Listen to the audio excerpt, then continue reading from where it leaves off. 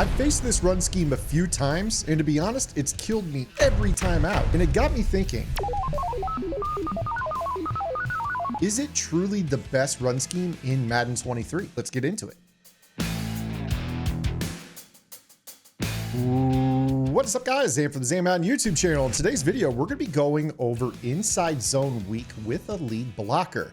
I think that this might be the best run scheme that you guys can find in Madden 23, and you'll be able to run this out of some different looks in the game, such as I form or maybe weak eye or strong eye alignments. However, the best run, in my opinion, that I've faced all year long is going to be the pistol open flex close inside zone weak, which you guys can find in the Buffalo Bills offense. Now, this particular formation does also have some unique little run schemes, some auto motion, some RPO, read flat wheel. I know that's a major buzzword for a lot of pro players out there that like to ban plays, but this is a pretty good little scheme. And one thing that I really like about the inside zone weak is there is no auto motion, which allows us to utilize motion of wide receivers against zone coverages to add to our blocker count to a side, or to detract away from the defensive count away from the side that we want to run to when it's man-to-man. So let's go ahead and kind of explain why this run is so good. And I think that the first thing that we have to talk about is the fact that it does a really, really good job against the two primary defensive metas in this game.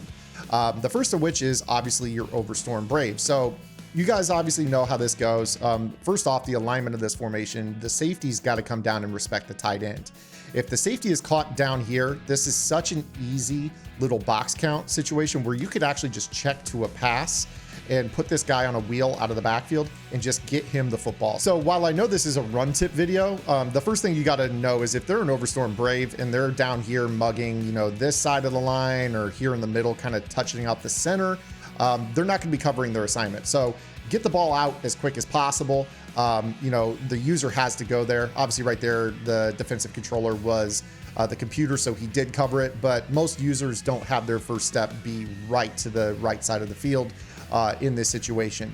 If they are coming down here and maybe using this guy right here, again, kind of the principle that you might have is the ability to kind of motion this guy out wide. You'll see that he widens out, and now the safety is responsible for him. So this becomes kind of an issue now where they have to follow him out, and if they don't, you're going to be able to throw the ball quick to your tight end out wide. So from a passing standpoint, if you just have some simple little motions that you can do or quick snaps depending on who the user is, you guys can create a lot of problems for them in cover zero. So first and foremost, I wanted to get that out of the way. But now let's talk about the run. So obviously a lot of players like to kind of walk down, do some of this nonsense. And again, the whole thing with this is if they're down here mugging, what's really cool about this is that this fullback, tight end, whatever you want to call Dawson Knox in this example, is going to be able to kind of pick up any gap shooters that might occur.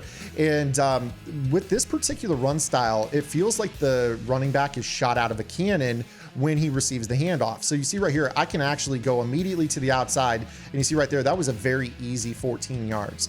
If we get a good block from our X receiver right there, you potentially are looking at down the field for a touchdown. If you guys are the type of player that likes to utilize run blocking abilities on your wide receiver, maybe you go honorary lineman, maybe you go run off elite. Those are going to be abilities that are going to neutralize that corner from responding to the run. But this is a very, very good run that you can utilize against this particular meta. Now, if you want to run the ball to the right side of the field, you obviously don't want to have two receivers blocking players at the point of attack. So you could motion across your slot receiver and pull that nickel corner away. In this situation, you know, certain times you might see a linebacker kind of come through the gap. But again, because you get immediate control of the ball carrier, you can really bounce this run if somebody does flash through the line untouched, like you saw right there in that example. So this is going to really give the nickel normal a lot of problems in terms of how it can really defend it. Now, the other thing that's cool about this is that this also does a pretty good job against dollar. So with the dollar meta, so many of those players like to baseline and press because they want to run spinner or DB Fire 2.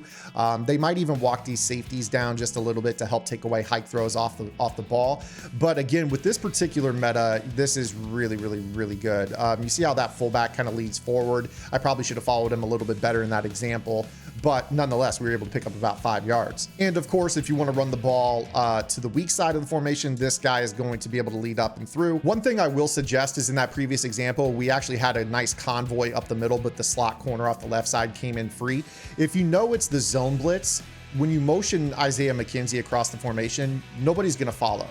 And this is going to help give you that additional blocker count. That's what I talked about at the top of the video, where you can motion a receiver to pull a guy away from where you want to run, or you can motion a receiver against zone to add to your blocker count on that. And that should just give him a little bit of a chance rather to block somebody or to change the blocker target of the fullback. And you saw right there in that example how motioning McKenzie across allowed our fullback to actually kind of kick out that slot corner. For those of you that believe in IDing the mic on the slot corner, you could try that. That might help you out a little bit. You saw right there, it did give us a little bit better targeting on that when you run it that way as well. So it does a really, really good job of establishing a little bit of a run presence against Dollar, which is lauded as actually a pretty good run defense due to the inability for the offensive line to block some of these faster slot players in space. And of course, like I mentioned earlier, it does have the RPO read flat wheel. I don't care what the MCS says. You know, when these players like to all come up and run cover zero and they like to press, this is something that teams run all the time in real life. Watch the Dolphins. It's one of their primary passing concepts that they utilize against teams when they show blitz because of the miscommunications that occur. So in a lot of cases, you're going to get these guys that come down here and they want to mug, and then you can end up, you know, running this little motion. And this will create problems. I mean, it does frequently create problems. You know, it's going to be wide open for you. So for all those players that like to run cover zero against this, I'm sorry, it's not a glitch. I know it's a pain to defend, but it's not a glitch. There are ways that we can counter this. We've talked about it on this channel before. But it kind of got me thinking, is the inside zone weak with 2 running backs on the field or some sort of fullback on the field to help lead block the best run scheme in the game? And I think the answer is unequivocally yes. The inside zone weak is one of those blocking schemes where the fullback kind of looks to block the will, or really the first player that flashes into that backside gap. Well, a lot of players like to use their backside pursuit or backside coverage in Madden, and when they have those gap shoots, guess where they're coming through. So this is going to provide you a little bit of extra protection against a lot of those gap shoots that a lot of players use out of popular sets. So take, for instance, the inside zone that you guys can find in the iForm Pro in the West Coast offense, which is a very, very popular playbook for its bunch. And if you guys want the West Coast bunch, go over to gridirongameplans.gg. We have a full breakdown by Madden champion John Beast talking about how you guys can dominate out of the bunch offense in that playbook. But from an audible down situation, if you put a second running back on the field in that bunch to make it 2 running backs, a tight end, and 2 receivers, you can actually have some pretty decent success here with this. So take, for instance, we were running that same meta where they're kind of mugging up that center. We could run this inside zone, flip it, and in a lot of cases, you might motion your fullback. You know, you can motion him to a weak eye alignment. You could actually leave him right here. It's up to you what you want to do. But in general, you're going to see here that he picks up that player, and that's going to allow us to open up that gap where we will either bounce it inside if the user flies to the edge, or if the user stays inside, we'll bounce it outside. And again, if they want to line up in a weak gap, you know, like say right here, you could run the inside zone away from the user as well and have somebody really kick out that extra linebacker that flies through that gap. So these inside zones with a fullback lead or a U tight end lead or a wing lead are really, really valuable.